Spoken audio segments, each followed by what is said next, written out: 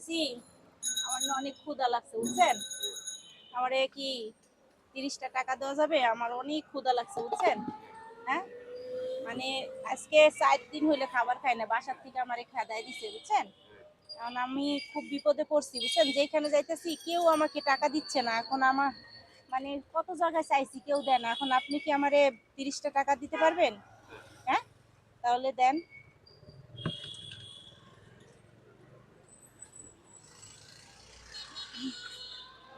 ভাইয়া মন থেকে দিছেন? হ্যাঁ। দাবি নাই তো? হ্যাঁ, দাবি নাই তো কোনো? না না। ভাইয়া একটু কথা বলি, মানে আপনি তো চাওয়া মাত্রই দিয়া দিলেন।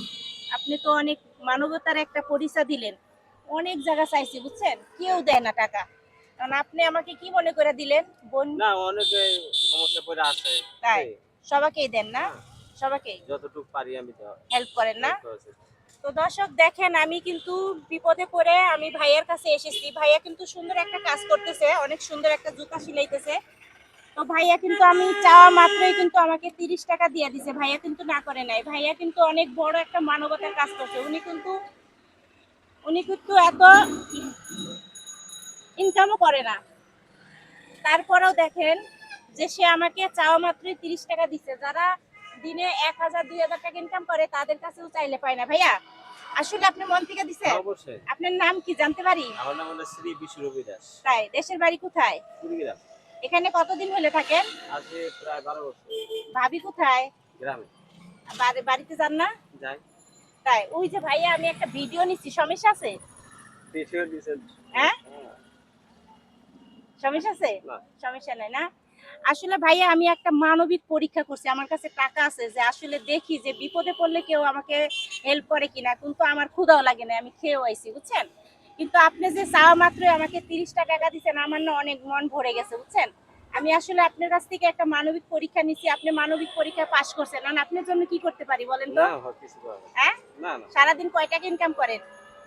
করি 800 1000। তাই এদের সংসার বাড়ি গাড়ি করছেন ভাইয়া?